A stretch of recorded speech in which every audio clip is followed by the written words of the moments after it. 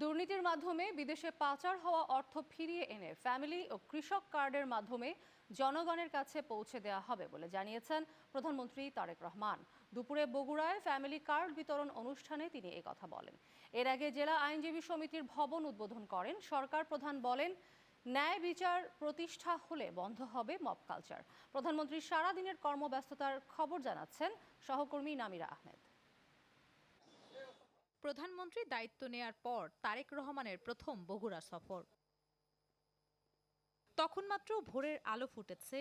ঢাকার গুলশানের বাসভবন থেকে স্ত্রী ডাক্তার জোবাইদা রহমান ও কয়েকজন সফর সঙ্গী নিয়ে বাসে করে বগুড়ার উদ্দেশ্যে রওনা হন প্রধানমন্ত্রী।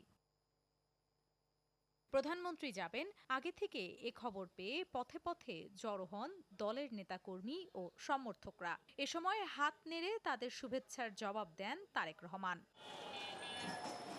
সকাল 10টার দিকে বগুড়ার সার্কিট হাউসে পৌঁছালে প্রধানমন্ত্রী ও তার স্ত্রীকে জানানো হয় ফুলের শুভেচ্ছা।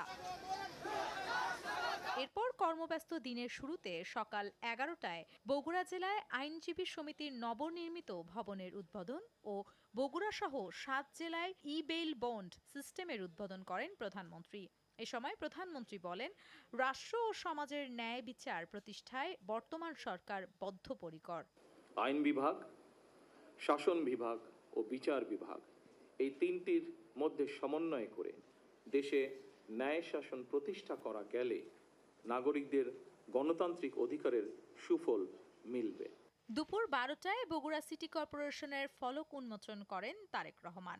বগুড়াকে মডেল টাউন হিসেবে গড়ে তুলতে স্থানীয়দের সহযোগিতা চান প্রধানমন্ত্রী। সিটি কর্পোরেশন হিসেবে আমরা আনুষ্ঠানিক যাত্রা আজকে শুরু হলো।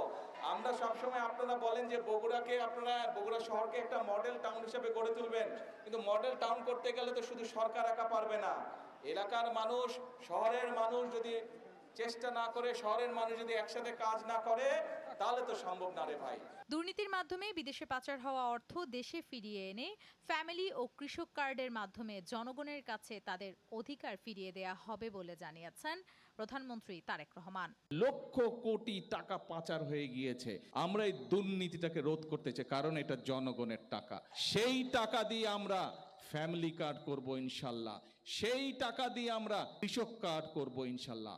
দেশকে যদি সামনের দিকে নিয়ে যেতে হয়, নারী এবং পুরুষ দুইজনকে সমানভাবে আমরা রাষ্ট্র থেকে সহযোগিতা করতে চাই। এছাড়া দুপুর 1:45টায় গাবতলী উপজেলার বাগবাড়িতে জিয়াউর রহমান গ্রাম হাসপাতালে জরুরি হাম রুবেলা টিকাদান ক্যাম্পেইনে 2026-এর উদ্বোধন ও দুপুর 1:45টায় বাগবাড়ি নসিপুর এলাকায় চৌকিরদর খাল খনন কার্যক্রমের উদ্বোধন করেন তিনি। পরে শহীদ রাষ্ট্রপতি জিয়াউর রহমানের পৈতৃক বাড়ি বাগবাড়ির জিয়াবাড়িতে যান তারেক রহমান।